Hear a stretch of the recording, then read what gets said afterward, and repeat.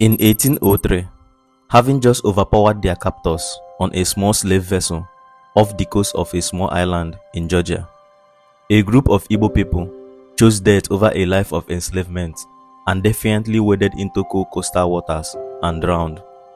This is the story of Igbo landing, one of the largest mass suicide of enslaved West Africans in the history of chattel slavery.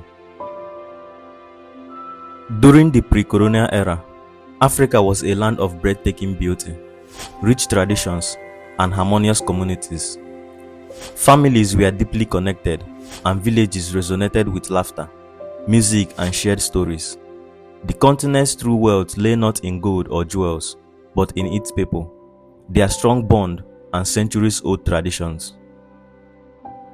However, across the ocean, powerful nations were expanding their empires, seeking wealth and labor. By the mid-1500s, European traders arrived on African shores, offering goods and weapons in exchange for something more valuable: human lives. Initially, African tribes resisted, but as the years passed, the lure of riches and power tempted some.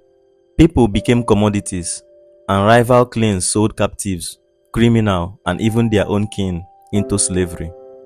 The transatlantic slave trade grew into monstrous network, tearing families apart, erasing identities, and forcing people into inhuman conditions. The journey across the ocean was a never-ending nightmare. People were chained together in cramped, unsanitary conditions, barely able to breathe. Many lost their lives, and those who survived were left shattered, like empty shells tossed into the sea. Generations of Africans were forcibly taken from their homeland to serve in foreign lands, mines, and households. The songs, stories, and traditions of Africans were silenced, leaving behind a legacy of pain, loss, and trauma that still resonates today. The events at Igbo landing happened as the American slave trade was near its zenith.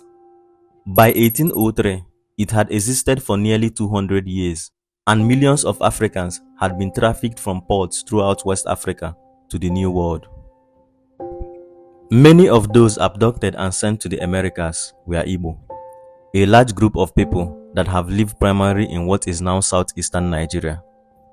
Research suggests that of the 1.7 million Africans transported from the Bight of Biafra, a bay off the coast of what is now Nigeria, as well as Cameroon, Equatorial Guinea, and Gabon, 1.7 million were Igbo. The majority of the enslaved Igbo were kidnapped during village raids. The Igbo people involved had just survived the Middle Passage on board a large vessel called the Wanderer, where they were shipped like cargo with many other West Africans from what is now Nigeria to Savannah, Georgia. In Savannah, they were sold as a group of 75 to two coastal plantain owners, Thomas Pladen and John Cooper, for about $100 each. They were then put aboard a small ship called the schooner York, headed for St. Simon Island. But somewhere near Dunbar Creek, the Igbo throng rose up against their captors and forced 3 of them overboard, where they drowned. The chained enslaved people went ashore and subsequently, under the direction of a high Igbo chief among them, walked in unison into the creek, singing in Igbo language, "The water spirit brought us, the water spirit will take us home." They thereby accepted the protection of their God and death over the alternative of slavery. 13 bodies were recovered, but the total number of those who died by suicide remains unknown. A slave agent concluded that the Africans drowned and died in an apparent mass suicide, but oral traditions would go on to claim that the Igbos either flew or walked over the water back to Africa. For generations, island residents known as the Golajichi people passed down the tales. There were boats that came all from everywhere, and what happened was this particular boat that came, it was full about 75 to 80 Igbos, and they found out in the middle of the Atlantic that they had been tricked to be slaves. So while they were there on their way, they had on their African garbs and everything, But in the middle of the Atlantic, they were stripped of their garbs, and they were placed in chains. And they discovered that they were going to be chattel servants. And so when the boat docked, the slaves, because if you look at the landscape here, it's much like it is in West Africa. You can smell the sea breeze, all of that. And so they thought that this was some type of cruel trick. How can you bring me here and this reminds me of home, but it's not my home? And so 8 to 15 of them that were chained together, they walked into this water as a grand rebellion to say, the water brought me here, the water's gonna take me back. Before I become a slave, I'll be dead and buried in my grave. And they walked into this water. This is what they did. It was a rebellion. And like, I said earlier, a lot of people will say that they walked back to Africa. A lot of people say you can still hear the bones rattling, the chains rattling. You can hear people say that they flew back to Africa. Some say that there were other Igbos in the water waiting for them to come and go to a safe place. But the main part is that this was a rebellion. Though the site carries no bronze plaque and remains unmarked on tourist maps, it has become a symbol of the traumatizing legacy of transatlantic slavery. Poets, artists, filmmakers, jazz musicians, novelists such as Toni Morrison, and pop stars like Beyonce have all told versions of the tales. Exactly. Hamadike, Ebedike. Yes, sir. I want to turn over na Igbo landing. Oh, yes, sir. On this special day, we have come here to see this site. You're doing the video, right? Yes, a video. Good.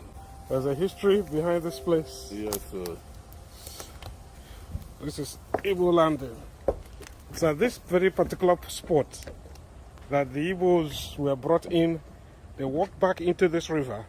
As you can see, this river is not looking so deep, but they walked in here. And in 1803, as you can see, it's called EBO landing, but it's IGBO. They jumped in here and all of them drowned. It is history. The Igbos have come to reconnect with their roots. We have come to beat the spirit of the Igbos that drowned here. Farewell. Yes, sir. Yes. Farewell. May your souls, yes, May your soul rest in peace. Yes, sir. With May the souls of our fallen and departed brothers this is Igbo landing. rest in This peace. very spot. This very spot. Yes. That they walk back in. Here, very key. With the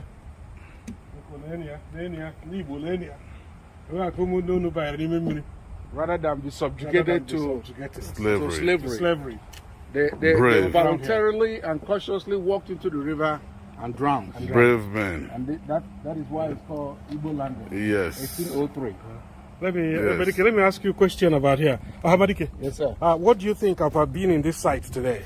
I mean, I have goosebumps. It's unbelievable. This race called Igbo, as mysterious as it continues to be, this is almost the climax of one of the histories behind our race and our ethnic group. To imagine that the stubbornness, the righteous stubbornness that our people faced back in the days, that has driven us to where we are today. As you can see, we're not making this up. The signs are here. Our brothers walked into this river and drowned to their death rather than be subjugated to the hardship and the conditions of slavery.